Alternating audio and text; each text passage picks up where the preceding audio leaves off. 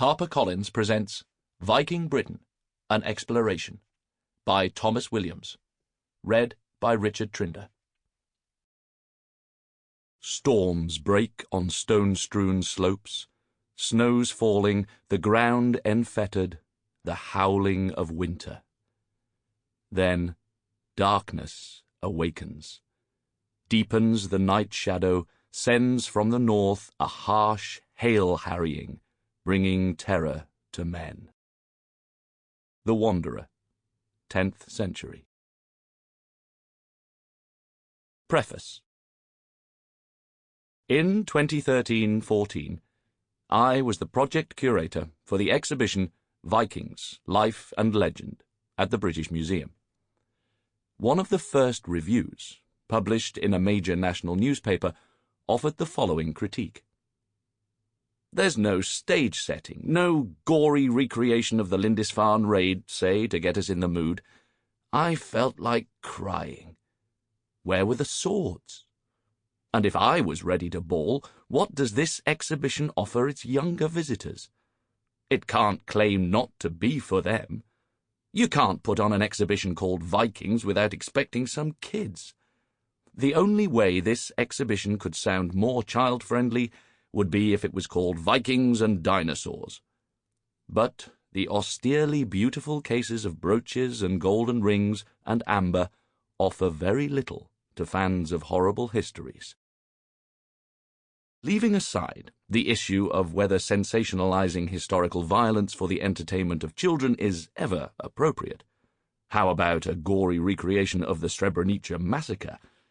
What these comments really reveal is an uncritical assumption that the Vikings have their proper place as players in a hilarious historical grand guignol, alongside head-chopping at the Tower of London.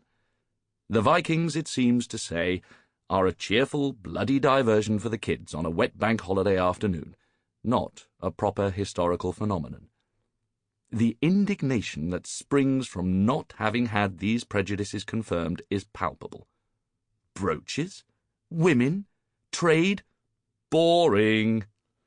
Vikings are big men with swords crushing skulls left, right, and centre, the barbarian archetype writ large and red. It occurred to me at the time that nobody would treat Roman history in this way. It is unthinkable, for example, that any art critic would yearn for lurid reenactments of Roman soldiers cheerfully raping and murdering British women and children, least of all within the austere neoclassical precincts of the British Museum. The Romans, it is instinctively felt, are refined, have gravitas. They benefit from a cultural snobbery with extraordinarily deep roots, ultimately fastened in the smug imperial propaganda of the Romans themselves. Roman Britain, in particular, is widely presented in a solidly respectable way, epitomized in tiresome tropes of roof tiles and underfloor heating, good roads and urban planning, fine wine and fancy tableware. It is a period that can serve as an acceptable backstory to who we are and where we come from, a people just like us, who went to parties and wrote letters and had jobs. Romanitas, Romanness, means civilization. Few think of the age of the Vikings in those terms.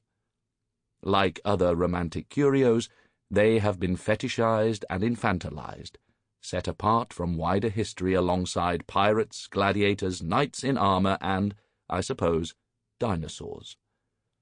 The Vikings are presented as cartoon savages who had a short-lived cameo rampaging around in the gloomy interlude between the end of Roman Britain and the Norman Conquest.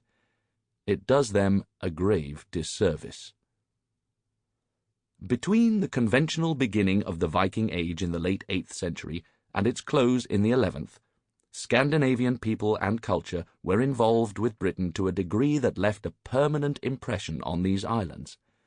They came to trade and plunder and, ultimately, to settle, to colonize, and to rule.